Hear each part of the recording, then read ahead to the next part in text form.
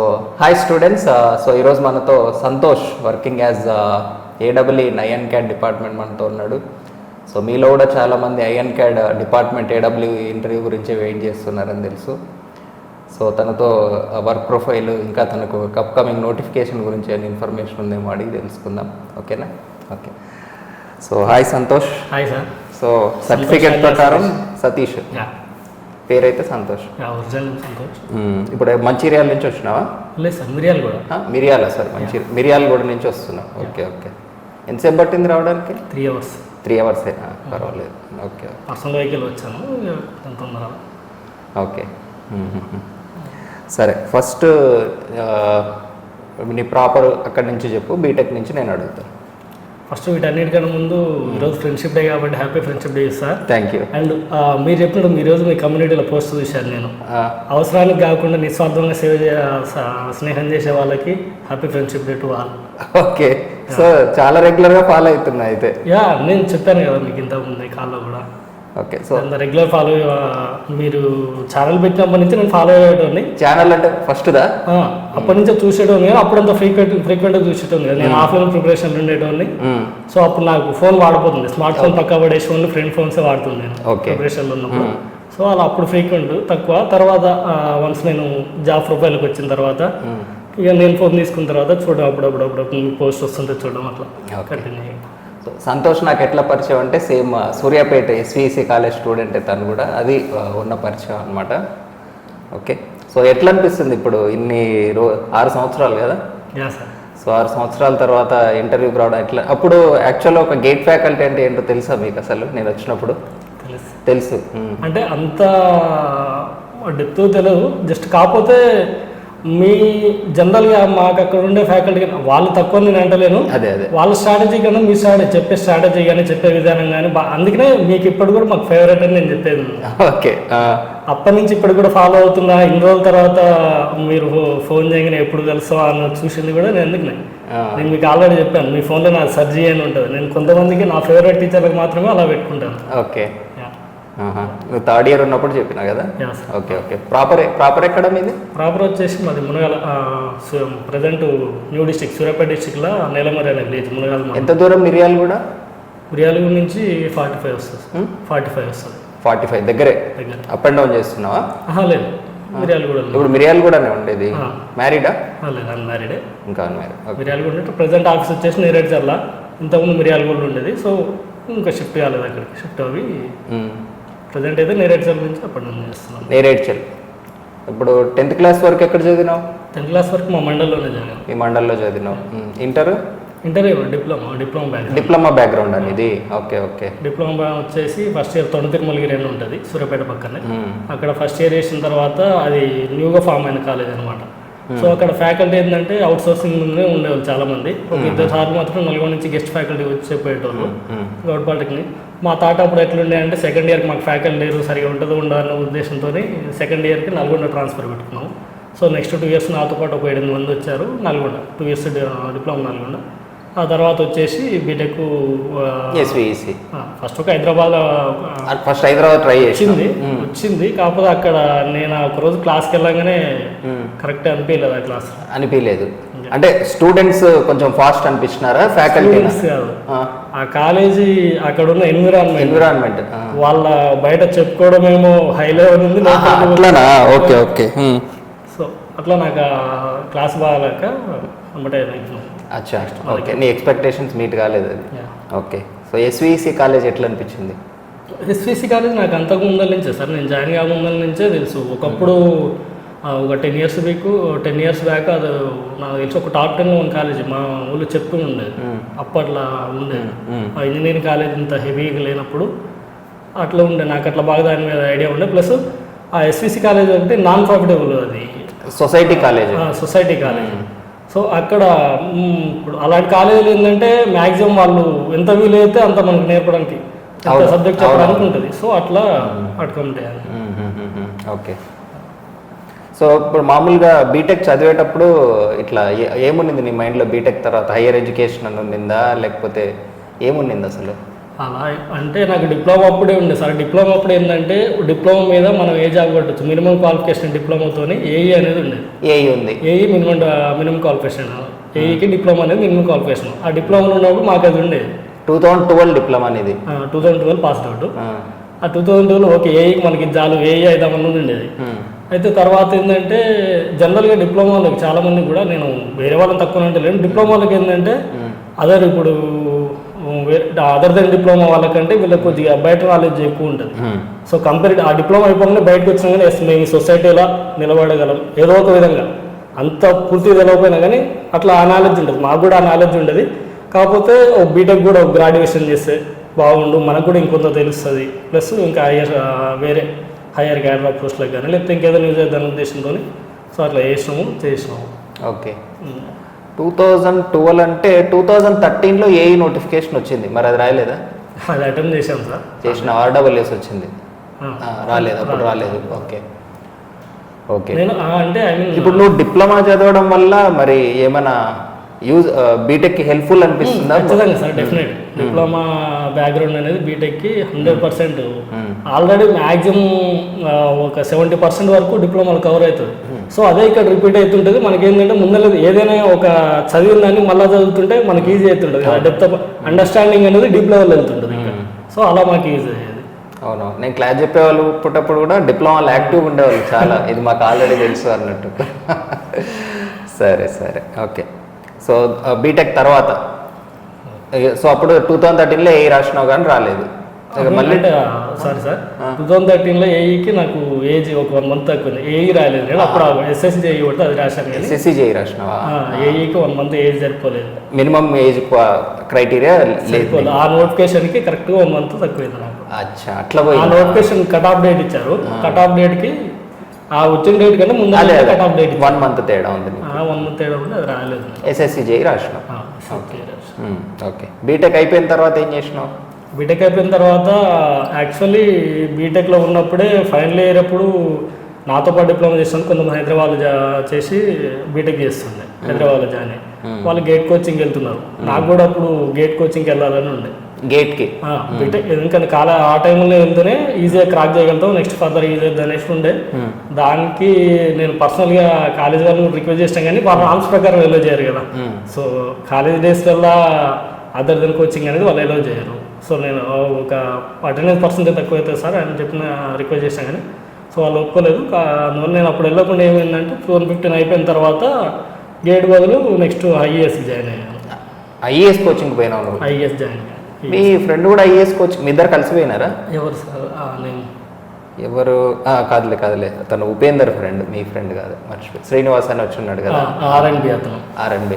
వాళ్ళు నా తర్వాత బ్యాచ్. మీ తర్వాత బ్యాచ్ వాళ్ళు? నేను 15 to 16 బ్యాచ్ ఐఏఎస్, వాళ్ళు 16 to 17 batch. 17 batch. Okay IAS.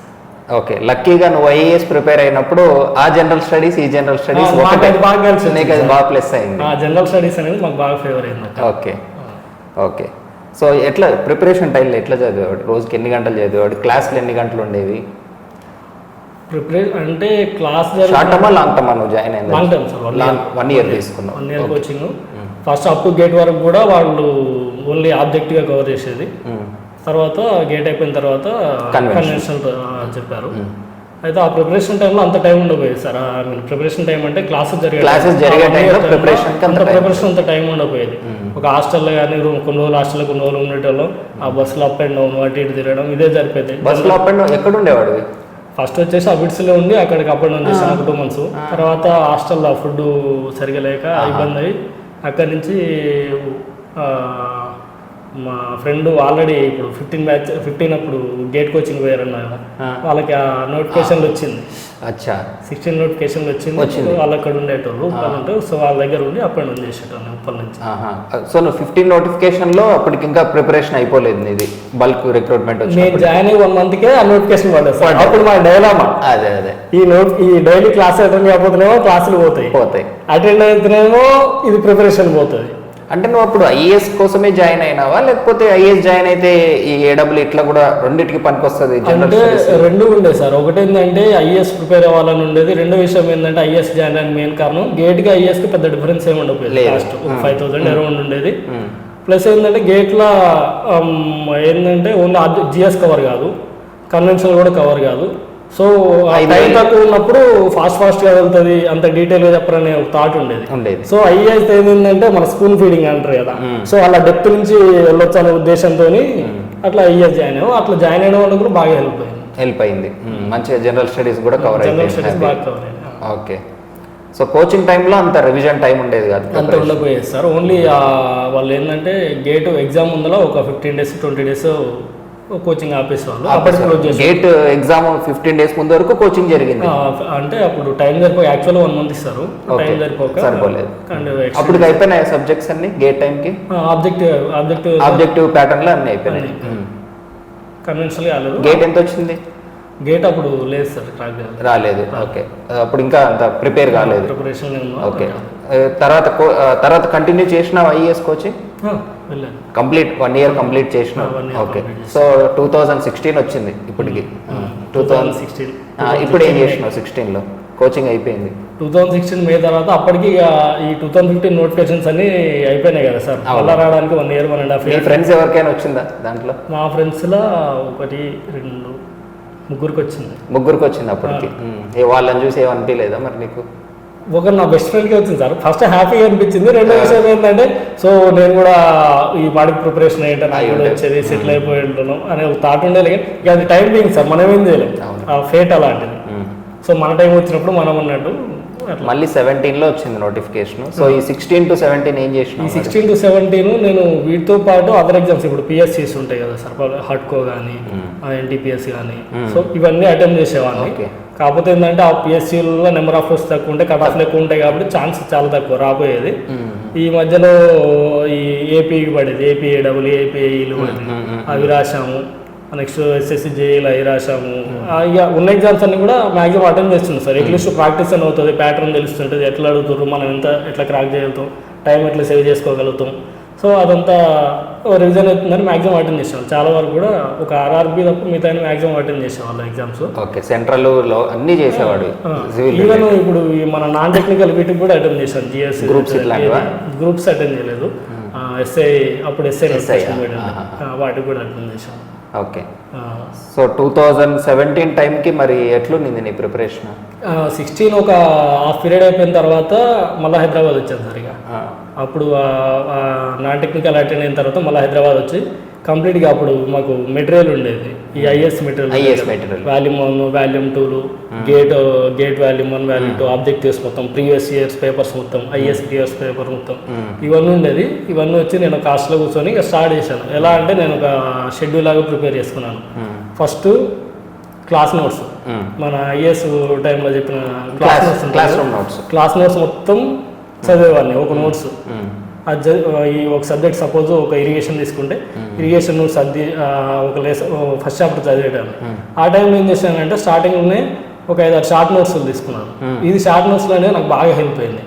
మన 10 రూపీస్ 15 రూపీస్ క్లాస్ నోట్స్ ఇవి ఉంటాయి కదా, షార్ట్ నోట్స్ 10-15 రూపీస్ ఒక 15 సెకండ్స్ అవి తీసుకొని ఏం చేశానంటే ఒక్కో నోట్స్కి 2 సబ్జెక్ట్స్, వన్ సైడ్ అది ఆపోజిట్ ఇంకో సబ్జెక్ట్, మళ్ళీ అవి కూడా రిలివెంట్ సబ్జెక్టే. ఒక డిజైన్ అయితే అవతల వైపు డిజైన్, యువత వైపు స్టీల్ అయితే అవతల వైపు, యువత వైపు ఇరిగేషన్ అయితే అవతల వైపు హైడ్రాలజీ, రిలివెంట్ ఉండేవి అందులో ఇందులో కలుస్తాయి కదా, అట్లా పెట్టుకునేటోళ్ళు. అట్లా పెట్టుకుని ఏం చేసేవాడిని క్లాస్ నోట్స్లో ఒక చాప్టర్ చదవగానే టెక్స్ట్ బుక్ కూడా తీసేవాడిని. టెక్స్ట్ బుక్ కూడా తీసి అందులో ఆబ్జెక్టివ్స్ ఉంటాయి. సో అవి చేసుకుంటా ఈ క్లాస్ నోట్స్ చదివేటప్పుడు ఏవైతే ఇంపార్టెంట్ పాయింట్స్ ఉన్నాయో, ఫార్ములాస్ కానీ కీ పాయింట్స్ కానీ మనకు తెలియకుండా ఇంకా వేరే వచ్చాయి కానీ అవన్నీ కూడా రాసుకునేటోళ్ళు షార్ట్ నోట్స్లో. అలా each and every subject first class notes complete చేసేవాడిని, తర్వాత వాల్యూమ్ 1 వాల్యూమ్ 2 కంప్లీట్ చేసేవాడిని. తర్వాత ఇవంతా బుక్స్ నోట్స్ అయిపోయిన తర్వాత అప్పుడు gate volume 1 volume 2 objective papers ఉంటాయి, ప్రీవియస్ ఇయర్స్ పేపర్స్, ఇవి ప్లస్ ఐఎస్ పేపర్స్ ఇవన్నీ కూడా సాల్వ్ చేసుకుంటా ప్రిపేర్ చేస్తుండేవాడిని. క్లాస్ నోట్స్, టెక్స్ట్ బుక్లో క్వశ్చన్లు, ప్రీవియస్ గేట్, ప్రీవియస్ ఐఏఎస్ అన్నీ చేసేవాడిని. అలా చేసుకుంటా ఇప్పుడు ఈ gate IAS book problems solve చేస్తుంటే ఏంటంటే కొన్ని పాయింట్లు నాకు తెలియకుండా కూడా అవి తీసుకొచ్చి ఇక్కడ రాసుకునేటోళ్ళు. సో అట్లా ఆ షార్ట్ నోట్స్ రాసుకోవడం వల్ల కూడా చాలా బెనిఫిట్ ఉంటుంది. ఏంటంటే లాస్ట్ టైం ఎగ్జామ్ మూమెంట్లో మనం దాదాపు ఇన్ని బుక్స్ ఉంటాయి మనకి, ఇన్ని బుక్స్ మనం రివైజ్ చేయలేం. ఆ షార్ట్ నోట్స్ 5 ఉన్నా కానీ 1 అవర్లో రివైజ్ చేయొచ్చు. అవును. సో ఈవెన్ ఒక పాకెట్లో పెట్టుకుని వెళ్ళొచ్చు మనం, ఏ రిస్క్ లేకుండా ఇట్లా ఫోల్డ్ చేసుకొని పాకెట్లో పెట్టుకుని వెళ్ళి ఒక 1 అవర్లో రివిజన్ చేసుకోవచ్చు. సో అట్లా బాగా బెనిఫిట్. అట్లా చేసి ఏం చేశాను, అది అయిపోయిన తర్వాత నోటిఫికేషన్ వచ్చింది జూన్ 2కి. ఇప్పుడు జనరల్ స్టడీస్ కూడా బయట ఎక్కడ ఏం చదవలేదు, only class notes. Only class notes plus ఇవి ఉండేది సార్, ఈనాడు, ప్రతిభ, సాక్షి, న్యూస్ పేపర్స్లో అప్పుడు, ఇప్పుడు తక్కువ వస్తున్నాయి కానీ అప్పుడు బాగా రెగ్యులర్గా వీక్లీ ఖచ్చితంగా వచ్చేస్తారు. ఒక వీక్ ఒక సబ్జెక్ట్ పట్టుకున్నాడు, ఒక హిస్టరీని, యాన్షియన్ హిస్టరీని ఒక టాపిక్ తీసుకునేవాడు. ఆ టాపిక్ మీద డీటెయిల్ మొత్తం రాసి కింద ఒక 20-30 క్వశ్చన్లు ఇస్తుండేవాడు ఆ పేపర్లో. అవునా? ఇప్పుడు రావట్లేదు అట్లా? ఇప్పుడు తక్కువ వస్తున్నాయి. అప్పుడైతే రెగ్యులర్ ఫ్రీక్వెంట్గా వచ్చాయి. చూసేవాడు. అప్పుడు ఏపీ అతను మాకు ఒక అన్న ఉండేవాడు, ఆయన ఆల్రెడీ అప్పటికే అలాంటి పేపర్ చాలా కలెక్ట్ చేసి పెట్టిండు. ఆ పేపర్స్ ప్లస్ నేను కలెక్ట్ చేసుకుంటా, ఆయనకి ఏఈ వచ్చింది. ఆ ఏఈ రాగానే ఆ పేపర్స్ నాకు ఇచ్చిండు. ఆ పేపర్స్ ప్లస్ నేను పేపర్స్ కలెక్ట్ చేసి మొత్తం అవి రివైజ్ చేసేవాడిని. వాటితో పాటు కరెంట్ అఫైర్స్ కోసం షేర్ ఇండియా, అందులో వచ్చే కరెంట్ అఫైర్స్ షేర్ ఇండియా ఇవి ఉంటాయి కదా, ఇవి వచ్చాయి. ప్లస్ కొంచెం యూట్యూబ్ ఛానల్ అప్పుడప్పుడు ఉంటాయి కదా, ఫ్రెండ్ ఫోన్స్లలో చూసేవాడిని. సో ఇవి రివైజ్ చేస్తుండే. మార్నింగ్ టైం లేవగానే ఒక 2 hours మొత్తం రివైజ్ చేస్తుండే. తర్వాత టెక్నికల్ కొట్టుకునేవాడిని. Okay okay. 2017 అప్పుడు మరి నీకు టెక్నికల్ పేపర్లు ఎన్ని మార్క్స్ వచ్చినాయి? 2017 కదా, టోటల్ వచ్చేసి 293 వచ్చినాయి సార్ టోటల్. టెక్నికల్ పేపర్లు జిఎస్లో 101 వచ్చినాయి. జిఎస్లో 101 వచ్చినాయా? 101 వచ్చినాయి. టెక్నికల్ వచ్చేసి 101 అంటే ఇది 187. 190 ఎంత? 293 టోటల్. 293 అంటే 192. ఇది 192. ఇది 101 అంటే 96 కవర్ అయినాయి. 96 కవర్ అయినాయి టెక్నికల్లో. జిఎస్ బాగా స్కోర్ చేసిన, 100 క్రాస్ అయినాయి. బాగానే చదివినావు అయితే. ఓకే ఓకే సరే. తర్వాత ఇంటర్వ్యూ గురించి చెప్పు. ఇంటర్వ్యూ నేను పర్సనల్గా ప్రిపేర్ అయ్యేదానికంటే కొన్ని ఇప్పుడు మన ఇన్స్టిట్యూట్ లాగానే అప్పుడు కొన్ని ఇన్స్టిట్యూట్స్ గైడెన్స్ ప్రోగ్రామ్స్ ఇచ్చాయి సార్. ఓకే. ఆ గైడెన్స్ ప్రోగ్రామ్స్కి అటెండ్ అయ్యాను. ఇంటర్వ్యూ గైడెన్స్ ప్రోగ్రామ్ అటెండ్ అయినప్పుడు అక్కడ ఏమైందంటే వాళ్ళు చెప్పిన దానికంటే వాళ్ళు మాక్ ఇంటర్వ్యూ చేసి అది బాగా బెనిఫిట్ అయింది. అక్కడ నేను ఎంత బ్లండర్ మిస్టేక్ చేస్తున్నా వాళ్ళు క్లియర్గా చెప్పారు. ఒక క్వశ్చన్ అడిగితే, నేను ఒక హైవే గురించి అడిగితే పక్కపక్కన విలేజ్ నుంచి పక్కపక్క సిటీస్ మధ్య నుంచే అది పోతుంది అని చెప్పాను. నేను అక్కడే స్టార్ట్ అయ్యి అక్కడే ఎండ్ అవుతుంది అని చెప్పాను. యాక్చువల్ అది ఆ ఎండ్ నుంచి ఈ ఎండ్కి ఉంటుంది. సో అక్కడ అది తెలవకని కాదు, ఆ టైంలో ఆ కన్ఫ్యూజన్ సో అట్లా ఎందుకు అవుతున్నాడో వాళ్ళు చెప్పారు. అది బాగా బెనిఫిట్. అట్లా ప్రిపేర్ అయ్యేవాడిని. ప్లస్ ఇప్పుడు మా ఫ్రెండ్స్ అన్న కదా ఆల్రెడీ ఏడవలి కొట్టినాను, సో అతనితో డిస్కస్ చేసేవాడిని ఎట్లుంటుంది ఏంది అని. ఒక highway ACT connect, ACT start అయ్యి ఏసిటీ ఎండ్ అవుతుంది అన్నారు. ఆ సిటీస్ నేమ్స్ ఎందుకులే కానీ హైదరాబాద్ స్టార్ట్ అయ్యి సికింద్రాబాద్ ఎండ్ అవుతుంది అన్నది చెప్పాను నేను. ఓకే, అదా జరిగింది. ఓకే, పర్టికులర్ హైవే గురించి. ఓకే ఓకే ఓకే అర్థమైంది. ఓకే, ఇంకా ఇంకేమో ఇది మాక్ ఇంటర్వ్యూలో జరిగింది మిస్టేక్స్. ఓకే, సో యాక్చువల్ ఇంటర్వ్యూలో ఏం క్వశ్చన్స్ అడిగినారు నిన్ను? యాక్చువల్ ఇంటర్వ్యూలో వచ్చేసి నన్ను వెళ్ళంగా బేసిక్గా నా గురించి అడిగారు సార్. నా పర్సనల్ డీటెయిల్స్ అడిగారు. పర్సనల్ డీటెయిల్స్తో పాటు నా వీక్నెస్ ఏందని అడిగారు. ఆ వీక్నెస్ చెప్తే మరి దాన్ని ఎట్లా ఓవర్కమ్ చేస్తామని అడిగారు. అది చెప్పాను. సో అది నా పర్సనల్గా వేరే ఉండే చెప్పాను నేను. తర్వాత వచ్చేసి ఏది ఇంట్రెస్ట్ అని అంటే అప్పుడు ఓన్లీ R&B INCAD ఈ 2 పోస్టులు. సో నువ్వు ఫస్ట్ ఏది ప్రిఫరెన్స్ ఇస్తావు అంటే నాకు వాట్ ఎవర్ ఏదైనా పర్లేదు అంటే లేదు ఖచ్చితంగా ఏదో ఒకటి చెప్పాను. అంటే సార్ రోడ్స్కి ప్రిఫరెన్స్ ఇస్తానంటే ఆ రోడ్స్ టాపిక్ మీద ట్రాన్స్పోర్టేషన్ ఇంజనీరింగ్ గురించి అడిగారు. ఆ ట్రాన్స్పోర్ట్ ఇంజనీరింగ్ తర్వాత వాళ్ళు జనరల్గా రియలైజ్ క్వశ్చన్స్ అడుగుతున్నారు. టెక్నికల్ ఫార్ములాస్ వాళ్ళు ఏమడిగారంటే హైదరాబాద్ టు ఢిల్లీ ఇక్కడ నుంచి జర్నీ ఎంత సేపు పడుతుంది అని అడిగారు. జర్నీ టైం ఎంత అని అడిగారు. ఓకే, నేను డైరెక్ట్ వెంబడే చెప్పకుండా sir by road by airway అని అడిగాను. ఎందుకంటే బై రోడ్ బై ఎయిర్కి డిఫరెన్స్ ఉంటుంది. బై ట్రైన్ అని కూడా అడిగాను. బై రోడ్ బై ట్రైన్ అనగానే sir around 24 to 36 it may depends on the traffic అని అలా చెప్పాను. ఆ తర్వాత ఈ స్పీడ్ లిమిట్ కొన్ని ఫార్ములాస్ అడిగారు. ట్రాఫిక్ లైట్స్ గురించి అడిగారు. అక్కడి నుంచి ఆ తర్వాత అక్కడి నుంచి హైడ్రాలజీ షిఫ్ట్ అయ్యారు. హైడ్రాలజీలో వచ్చేసి రన్ ఆఫ్ అంటే ఏంది, నెక్స్ట్ మనకు వెయిటెడ్ యావరేజ్ మెథడ్ ఉంటుంది కదా, ఇది దీని గురించి అడిగారు. అది ఎక్కడ యూజ్ చేస్తాము. అక్కడి నుంచి వచ్చేసి మళ్ళా రోడ్స్కి వచ్చారు. అప్పట్లో ఫాస్టాగ్ అప్పుడే ఇనిషియేట్ అవుతుంది. 2017లో ఫాస్టాగ్ అప్పుడప్పుడే, ఇప్పుడంతా టోటల్గా వచ్చింది కానీ అప్పుడే ఇనిషియేట్ అవుతుంది రోడ్స్ టోల్స్ దగ్గర. సో ఆ ఫాస్టాగ్ గురించి అడిగారు. ఫాస్టాగ్ అంటే ఇది, దానివల్ల బెనిఫిట్ ఏంది అనేది ఒకటి అడిగారు. వాళ్ళు ఏంటంటే ఆ కరెంట్ సిచ్యువేషన్లో ఏమైతే ఇవాల్వ్ అవుతున్నాయో, ఆ ప్రాజెక్ట్స్ ఏవైతే ఇవాల్వ్ అవుతున్నాయో దాని మీద అడుగుతుంది. దాని మీదే అడిగినారు. ఇరిగేషన్ ఏం అడగలేదా? ఇక రోడ్ అన్నావు కాబట్టి అటువైపు ఈ హైదరాబాద్లోనే అవి కూడా కవర్ అయ్యాయి. జనరల్ ప్రాజెక్ట్స్ గురించి అడిగారు, ఇరిగేషన్ ప్రాజెక్ట్స్. నిజామాబాద్ సమీర ఏదో ఒక డిస్ట్రిక్ట్లో ఆ ప్రాజెక్ట్ ఏంది, దానివల్ల ఏదైతే బెనిఫిట్ అవుతుంది, ఏం బెనిఫిట్ అవుతుంది అని అడిగినారు అయితే. ఓకే, సో ఇరిగేషన్ వాళ్ళు కూడా ఉన్నారనమాట. ఓకే. సో ఎంతసేపు జరిగింది ఇంటర్వ్యూ? అరౌండ్ ఒక 15 minutes జరిగింది. 15 minutes. ఎన్ని మార్క్స్ వచ్చినాయి తెలుసా ఇంటర్వ్యూలో? 33 అవుతుంది సార్. 33. ఎందుకంటే వాళ్ళు నార్మలైజ్డ్ మార్క్స్ ఇచ్చారు తర్వాత. అదే సో ఎగ్జాక్ట్గా తెలియదు మీకు కూడా. ఓకే, పర్వాలేదు. ఓకే, సో దీని రిజల్ట్ వచ్చే లోపు మళ్ళీ 2018 ఒకటి వచ్చింది కదా, అటెండ్ అయ్యాను. ఇంటర్వ్యూకి వచ్చింది. ఇంటర్వ్యూ వెళ్ళలేదు, వచ్చింది కానీ నువ్వు వెళ్ళలేదు. అప్పటికి ఈ రిజల్ట్ వచ్చేసింది. సేమ్ అతని స్టోరీ కూడా ఇదే కదా.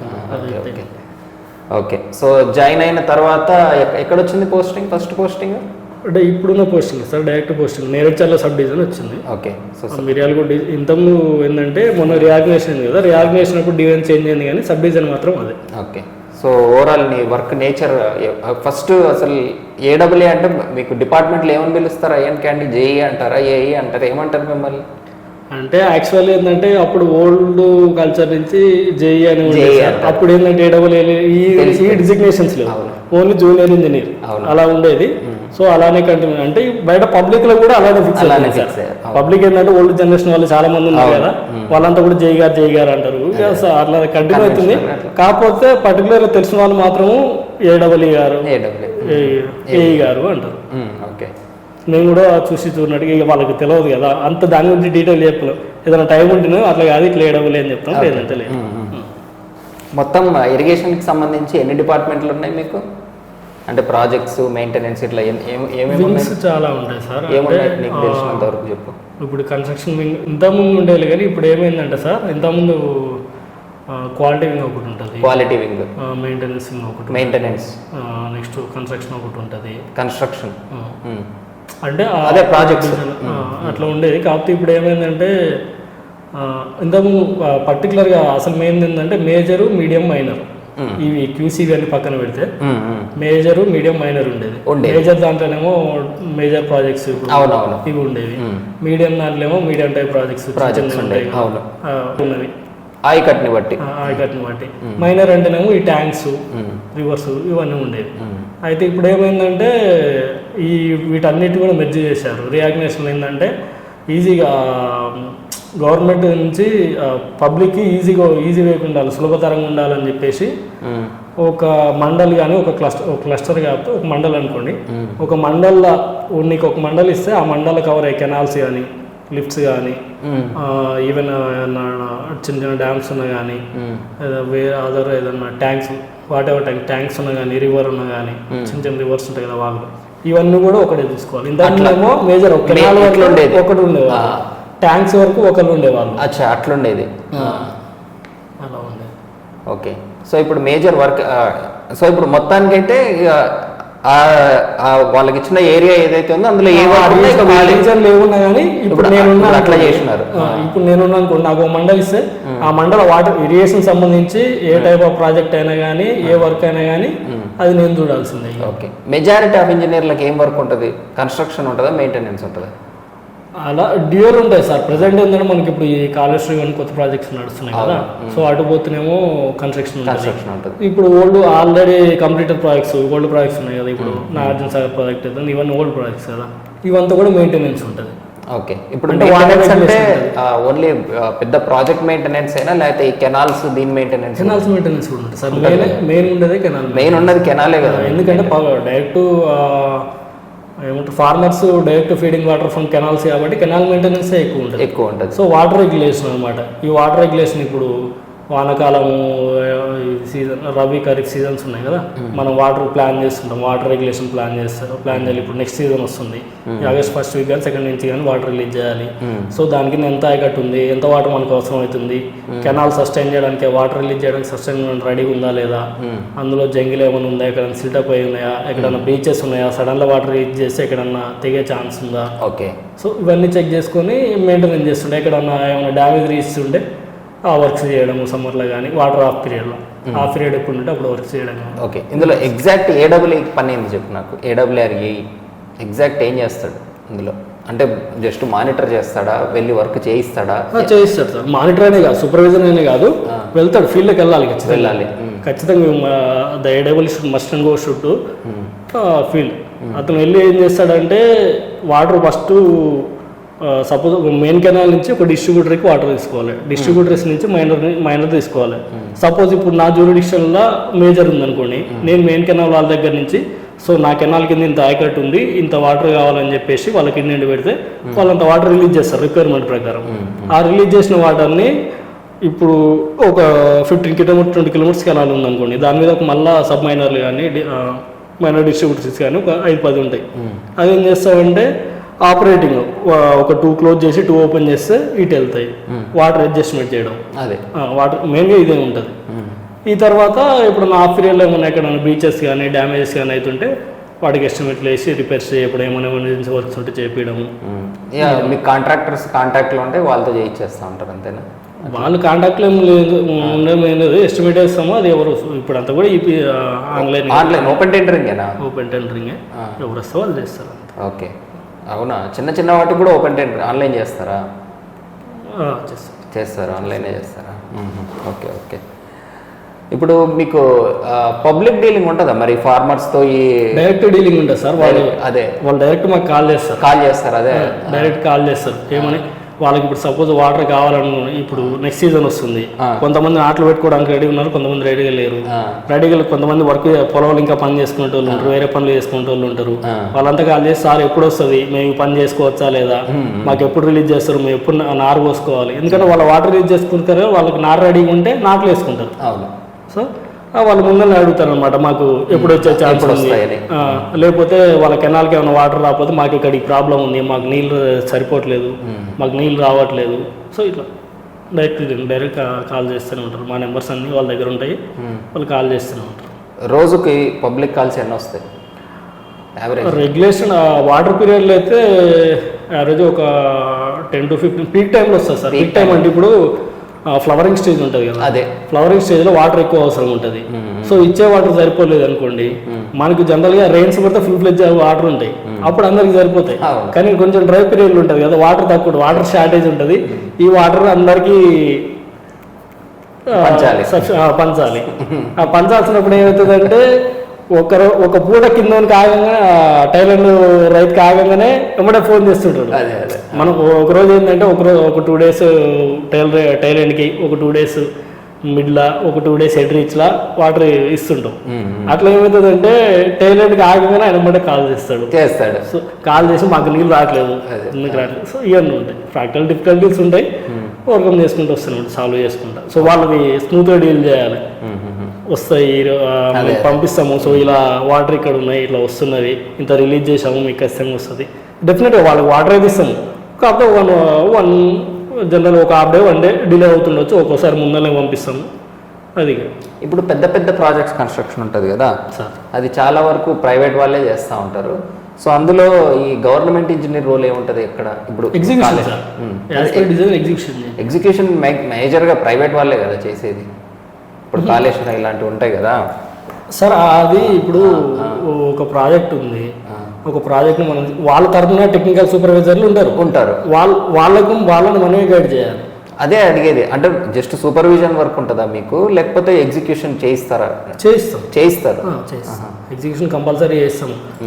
మనం డైరెక్ట్ వెళ్ళి ఆ లెవెల్స్ తీసుకుంటాము, ఖచ్చితంగా ప్రతి చోట ఇన్వాల్వ్ అవుతాడు. అయితే వాళ్ళ టెక్నికల్ సూపర్వైజర్ అనేది వాళ్ళ కోసం, ఆ వర్క్ మనం చేపిస్తున్నాం కాబట్టి మన గవర్నమెంట్ తరఫున మనం కదా ఆలోచించేది. సో మనం ప్రతిదీ each and everything site work start అయిన దగ్గర నుంచి ఈవెన్ అంత ప్రిలిమినరీ సర్వే దగ్గర నుంచి total ending completion of work కూడా ప్రతిదీ ప్రిలిమినరీ సర్వే కానీ సైట్ లొకేషన్ ఫిక్సింగ్ కానీ నెక్స్ట్ లెవెల్స్ చేయడం కానీ లెవెల్స్ మార్కింగ్ కానీ ఎగ్జిక్యూషన్ ఈచ్ అండ్ ఎవ్రీథింగ్ ఖచ్చితంగా ఉంటారు. Okay okay. సో ఇప్పుడు ఎక్స్క్లూజివ్ ప్రాజెక్ట్ మెయింటెనెన్స్కి ఇంజనీర్లు ఉండరా? అంటే పెద్ద పెద్ద ఇంకా అదే ప్రాజెక్ట్ మెయింటెనెన్స్ అన్నట్లు ఏమి ఉండదా? ఉంటుంది సార్, ఉంటారు కదా. అంటే ఒక పెద్ద ప్రాజెక్ట్కి ఎంతమంది మెయింటెనెన్స్ ఇంజనీర్లు ఉంటారు అక్కడ సివిల్ వాళ్ళు? ఇంకా పెద్ద ప్రాజెక్ట్గా ఏం లేదు సార్. ఇప్పుడు ఎట్లుంటుంది అంటే సబ్ డివిజన్స్ ఉంటాయి సార్. ఒక సబ్ డివిజన్కి ఇంత ఆయకట్ అనేది ఉంటుంది. అది అది అర్థమైంది నాకు.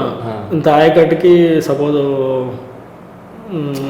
ఐకట్ బేసిస్ ఒక్కొక్క ఇంజనీర్కి ఇస్తారా? అది ఓకే, నాకు అర్థమైంది. ఇప్పుడు వాళ్ళ దాంట్లో పెద్ద పెద్ద ప్రాజెక్టులు ఉంటే అప్పుడు ఎక్కువ ఇంజనీర్లు ఉంటారు కదా అక్కడ అంటున్నారు. ఉంటారు సార్, ఉంటారు డెఫినెట్గా. దాని కూడా ఇప్పుడు ఒక పెద్ద ప్రాజెక్ట్ ఉందనుకోండి, దాని మీద ఒక 2-3 సబ్ డివిజన్ చేస్తారు. ఒక సబ్ డివిజన్కి ఇది ఎందుకు అడుగుతున్నా అంటే ఒక ఇంజనీర్ పోస్ట్ అవుతే వాడికి ఎన్ని రకాల వర్క్స్ ఉండొచ్చు అని. ఇప్పుడు ఒక డ్యామ్ తీసుకున్నాం సార్. డ్యామ్ తీసుకున్నప్పుడు ఏంటంటే గేట్స్ వర్క్ సపరేట్గా ఒక సబ్ డివిజన్ ఉంటుంది. ఉంటారు, మెకానికల్ వాళ్ళు ఉంటారు దానికి. ఎట్లా మెకానికల్ వాళ్ళు ఉంటారు, సివిల్ వాళ్ళు కూడా ఉంటారా? ఒక గేట్స్ వర్క్ సపరేట్గా ఒకటి ఉంటుంది, డ్యామ్ సెక్షన్ వరకు సపరేట్గా ఒకరు ఉంటారు, ఎర్త్ డ్యామ్ సెక్షన్ వరకు సపరేట్గా ఒకళ్ళు ఉంటారు. ఇప్పుడు వీళ్ళకి పబ్లిక్ డీలింగ్ రాదు కదా? వాళ్ళకి పబ్లిక్ డీలింగ్ సార్ ఉంటుంది సార్. ఉంటుందా వాళ్ళకి కూడా? వాళ్ళకి ఎక్కడి నుంచి వస్తుంది పబ్లిక్ డీలింగ్? నియర్ బై ఉంటుంది కదా. ఇప్పుడు సపోజ్ నార్జన్ సార్ ప్రాజెక్ట్ ఉంది, కింద మొత్తం రైతులు ఉన్నారు కదా, సో వాళ్ళతో నేనైతే అంత డ్యామ్ గోయింగ్లో ఇంతవరకు చేయలేదు, అంత ప్యూర్గా తెలియదు, కానీ ఖచ్చితంగా డీలింగ్ అయితే ఉంటుంది వాళ్ళకి కూడా పబ్లిక్ డీలింగ్. అచ్చా. ఇప్పుడు చాలా మంది కాల్ చేస్తుంటారు. ఇప్పుడు నార్జన్ సార్కి ఇంట్లో వస్తుంది, నిన్నటి నుంచి ఇంట్లో వస్తుంది, డైరెక్ట్ కాల్ చేస్తారు. కాల్ చేస్తే ఫ్లడ్ ఎంత వస్తుంది అని కనుక్కుంటున్నాం. అచ్చా, పబ్లిక్. అచ్చా, అవునా? ఓకే. ఇప్పుడు నువ్వు పనిచేసేది ఎక్కడ? గోదావరిదా కృష్ణ? కృష్ణ సూర్యాపేట సైడ్ అన్నావు కదా. Okay okay okay. సో ఇంకా ఇప్పుడు నీ వర్క్లో ఛాలెంజెస్ ఏముంటాయి, అంటే డిఫికల్టీస్ ఏమున్నాయి? ఇప్పుడు ఇంకొకటి మర్చిపోయినా, ఇక్కడ హెడ్ ఆఫీస్ కూడా ఉంది కదా. ఇట్లా హెడ్ ఆఫీస్ సర్కిల్ ఆఫీసులు ఎన్ని ఉన్నాయి మీకు? అదే ఈఎన్సీ ఆఫీసు. ఈఎన్సీలు వచ్చేసి ఇంతకుముందేమో సిఈ అనేది ఎర్రమంజిలేనా మీది కూడా? ఎర్రమంజిలే. ఈఎన్సీ వచ్చేసి ఇక్కడ. అయితే మొన్న రియార్గనైజేషన్ అయింది కదా. రియార్గనైజేషన్ అయిన తర్వాత ఏంటంటే ఇంతకుముందు సిఈ అనేది ఒక జోన్ వైజ్కి కానీ లేకపోతే పర్టికులర్ ఇన్ని ప్రాజెక్టుల పరిధులు కానీ అలా ఉండేటోళ్ళు. ఇప్పుడు మ్యాక్సిమం డిస్ట్రిక్ట్కి చేశారు. ఒక డిస్ట్రిక్ట్ ఒక సిఈ లాగా చేశారు. ఓకే, ఒక డిస్ట్రిక్ట్ ఒక యూనిట్. వెబ్సైట్ లో కూడా అది మెన్షన్ చేశారు. ఒక డిస్ట్రిక్ట్ ఒక యూనిట్ మ్యాక్సిమం అలా చేశారు. కొన్ని చోట్ల 2-3 డిస్ట్రిక్ట్స్ కూడా కలిసి ఉన్నాయి ప్రాజెక్ట్స్ బట్టి. ఒక యూనిట్ అంటే ఒక సిఈ ఆఫీసర్. సిఈ ఆఫీస్ ఒక యూనిట్లో ఒక సిఈ గారు ఉంటారు. ఆయన కింద అరౌండ్ ఒక 2 to 3 లేదా 3 to 4 సర్కిల్స్ ఉంటాయి. సర్కిల్లో వచ్చేసి సూపరింటెండెంట్ ఇంజనీర్ ఉంటాడు. ఒక సర్కిల్ కింద వచ్చేసి అరౌండ్ ఒక 3 to 4 డివిజన్స్ ఉంటాయి. సర్కిల్ ఆఫీస్ లో కూడా ఏడబ్ల్యూ ఆఫీస్ జాబ్ చేసే వాళ్ళు ఉంటారు సార్. ఖచ్చితంగా సిఈ ఆఫీస్లో ఉంటారు, ఎస్సీ ఆఫీస్లో ఉంటారు, ఈ ఆఫీస్లో ఉంటారు. ఎవ్రీ ఆఫీస్లో కూడా ఒక ఆఫీస్ ఏడబలి కానీ ఏ కానీ ఖచ్చితంగా ఎడుతుంటారు. ఆఫీస్ ఇప్పుడు అక్కడి నుంచి ఫైల్స్ వచ్చి పుటప్ చేయాలి కదా. ఇప్పుడు నీది ఫీల్డ్ జాబ్? Field jobs. ఎంతమంది ఉండొచ్చు ఆఫీస్ వర్క్లో? ఓవరాల్ ఇరిగేషన్ డిపార్ట్మెంట్లో ఎంతమంది ఇంజనీర్లు ఉన్నారు ఐడియా ఉందా నీకు? ఉంటారు సార్, అరౌండ్ ఒక 2400-2500. 2400 ఏ ఏడబ్ల్యూ అంటున్నావా మొత్తం అంటున్నావా? ఏడబ్ల్యూ నాకు అంత ఐడియా లేదు సార్. ఐడియా లేదు. 2000 పైన అయితే ఉంటారంటావా? 2500 అబౌవ్ ఉంటారు అందరు ఇంజనీర్లు కలిపి.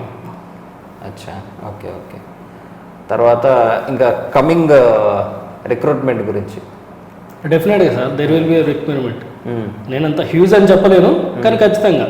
అంటే అసలు మీ డిపార్ట్మెంట్లో ఏం జరుగుతుంది ఇప్పుడు? రిక్రూట్మెంట్కి సంబంధించి ఏమైనా రెగ్యులర్ మీటింగ్లు జరగడం అట్లా ఏమైనా వింటున్నావు నువ్వు? రిక్రూట్మెంట్కి అంతా కూడా హైదరాబాద్ ఈఎన్సీ ఆఫీస్లో జరుగుతుంది సార్. ఫీల్డ్ లెవెల్లో కానీ ఇక్కడ ఈ లెవెల్ ఇక్కడ నుంచి వీళ్ళు వేకెన్సీస్ ఎన్ని ఉన్నాయనేది లిస్ట్ పంపుతారు. సో అక్కడ నుంచి ఒక ఆర్డర్ అనేది అని వస్తుంది, దానికి ఆ ఫైల్ వస్తుంది. ఆ ఫైల్లో వేకెన్సీస్ ఎంత ఉన్నాయి, ఎంత రిక్వైర్మెంట్ ఉంది, ఇంకా ఎంత వేకెన్సీ ఉన్నాయి, ఎంతమంది అవసరం పడతారు, ఇక్కడ ఖచ్చితంగా ఎంతమంది ఉండాలనేది ఎవ్రీథింగ్ స్టేట్ మొత్తం ఐడి కూడా వెళ్తుంది. సో ఏఎన్సీ ఆఫీస్లో ఇంజనీర్లకు అయితే ఐడియా ఉండొచ్చు. సో ఇప్పుడు ప్రస్తుతం ఒక సపరేట్ బోర్డు కూడా పెడతా ఉన్నారు యాక్చువల్లీ ఇరిగేషన్కి అన్నారు.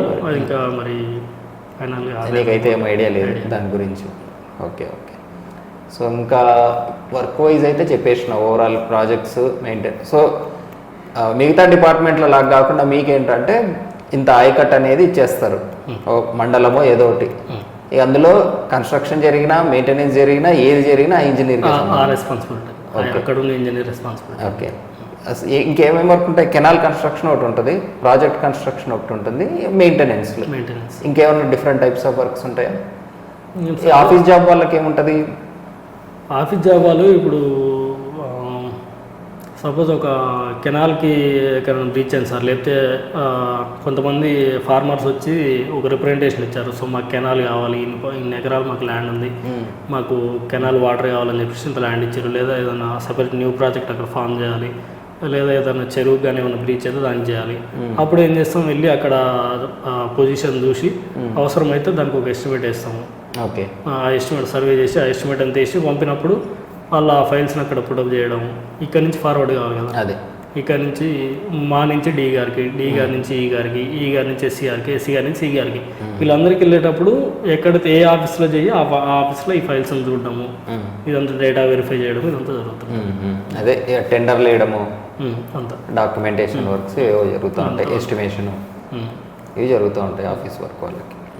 ఓకే. తర్వాత ఇప్పుడు ఓవరాల్ ఎలా అనిపిస్తుంది నీకు ఒక ఏడబ్ల్యూగా? ఫస్ట్ ఆఫ్ ఆల్ మీ ఊర్లో ఇమేజ్ ఎట్లుంది ఏడబ్ల్యూగా? అది ఊర్లో ఇమేజ్ అనేది అది గ్రేట్ ఫీలింగ్ సార్. ఎందుకంటే ఈవెన్ డైరెక్ట్ గెజిటెడ్ కదా, వాళ్ళకి ఏడబ్ల్యూ కన్నా కానీ గెజిటెడ్ అనేది ఒక గ్రీన్ పెన్ అనేది, నువ్వు ఏడబ్ల్యూనా ఏయినా అనేది వాళ్ళకు నథింగ్. వాళ్ళ గ్రీన్ పెన్ కనపడ్డది అక్కడ. So he's a gazetted officer. పోయినా కానీ ఏ గారు జే గారు అని ఎవరు అంటారు, గెజిటెడ్ ఆఫీసర్ అంటారు. గెజిటెడ్ ఆఫీసర్ అంటారు. అలా పడిపోయింది. సో అదొక వాళ్ళు పిలిచినప్పుడు ఫీలింగ్ అని కాదులే కానీ అదొక డిఫరెంట్ అంతే. ఇక సో ఒకప్పుడు ఏంటంటే మనం లెక్క చేయని వాళ్ళు కూడా ఈరోజు మనకు రెస్పెక్ట్ ఇస్తారు. మన అవసరం ఒకప్పుడు మనల్ని చీపు అన్నోడు కూడా ఇవాళ మన అవసరం కోసం వస్తారు. సో అట్లా ఇప్పుడు ఏడబ్ల్యూగా సెటిల్ అయిపోయినావు, హ్యాపీగానే ఉన్నావు, లేకపోతే ఇంకా ఏదైనా వేరే డిపార్ట్మెంట్ ట్రై చేయాలని ఉందా? దీంతో హ్యాపీ సార్, కాకపోతే చూడాలి ఫ్యూచర్ ఫర్దర్గా ఉండే, కానీ మనకు మన చుట్టూ పరిస్థితులు కూడా అనుకూలించాలి కదా. ఇప్పుడు ఏముండే నీ డ్రీమ్? First IAS ఆఫీసరా? స్టార్టింగ్లో ఐఏఎస్ ఉండింది, ఇక చుట్టూ సర్కంస్టెన్సెస్ ఉంటాయి కదా పరిస్థితులు, దానివల్ల. ప్లస్ ఏంటంటే ఇది కూడా అంత సింపుల్గా వచ్చే జాబ్ ఏం కాదు, అంత సింపుల్గా వచ్చే జాబ్ కాదు, అంత లో లెవెల్ జాబ్ కూడా కాదు. లో లెవెల్ ఏంటి అసలు? గ్రూప్ 1 చాలా గ్రూప్ 1 కంటే కూడా ఎక్కువ basic. Happy overall. Okay. So ఇంకా స్టూడెంట్స్కి నువ్వు ఏమైనా సజెషన్స్ ఇవ్వాలనుకుంటే ఇవ్వచ్చు, ప్రిపేర్ అవుతున్న వాళ్ళకి. చదవడం గురించి అయితే ఇప్పుడు మనకు ఏదో సినిమా లాగా చెప్పినట్టు కాదు కానీ సార్, ఇప్పుడు త్రిపుర మూవీ ఎట్లయితుందో అట్లా త్రిపుర మనకు ఒక concept, read revise repeat. Read revise repeat. చదవాలి, చదివిన దాన్ని రివైజ్ చేయాలి. ఇవాళ చదివిన దాన్ని మళ్ళీ 3 డేస్కి, ఈరోజు ఒక సబ్జెక్ట్ చదివినాం, ఇప్పుడు 2 డేస్ గ్యాప్ ఇచ్చి మళ్ళీ 3 డేస్లో ఒకసారి. ఈరోజు 2 hours అయితే నెక్స్ట్ 2 days తర్వాత 1 hourలో అయిపోతుంది అది, ఆ నెక్స్ట్లో ½ an hourలో అయిపోతుంది. అది ఆ ప్రాసెస్ని కంటిన్యూ చేయాలి అంతే. ఇక నేను చేసింది అదే. నేను 2016 దాదాపు అక్టోబర్ నవంబర్ నుంచి కూడా 2017 జూన్ నోటిఫికేషన్ పడ్డంత వరకు కూడా నేను మొత్తం ఇదే ఫాలో చేసిన. ఈ షార్ట్ నోట్స్ మొత్తం రాసుకుంటే ఇదే ఫాలో చేసిన. ఆ నోటిఫికేషన్ పడిన తర్వాత ఖచ్చితంగా 65 days అరౌండ్ టైం ఉంది నోటిఫికేషన్కి, ఎగ్జామ్కి. ఆ 5 days తీసేసి 60 daysకి నేను ఒక షెడ్యూల్ రాసుకున్నాను. నోటిఫికేషన్ బట్టి 65 daysకి జరిగిందా ఎగ్జామ్? జూన్ 2కి నోటిఫికేషన్ సార్. 18లో కదా మీకు ఎగ్జామ్ జరిగింది? సరే కాదు, ఇంటర్వ్యూ 18, ఎగ్జామ్ 17 కదా. 2017 జూన్ 2లో నోటిఫికేషన్ పడింది. ఇది డిప్యూటీ సార్ 2 పడ్డాయి. అవును, డిప్యూటీ సార్ రాశాను సార్. వచ్చిందా? అంటే నేను రిజల్ట్ షార్ట్ లిస్ట్లో వచ్చిందిలే కానీ మేము ఆప్ట్ అవుట్ చేసుకున్నాము. అప్పుడు అబ్జెక్షన్ ఇవ్వాలి కదా. కరెక్ట్. ఎన్ఓసి ఇచ్చేసాము ఇంటర్వ్యూ అప్పుడు. అది ఖచ్చితంగా ఇది వస్తుందని ఐడియా ఉండే, అదే ఆప్ట్ అవుట్ ఇచ్చేసినాము. ఓకే.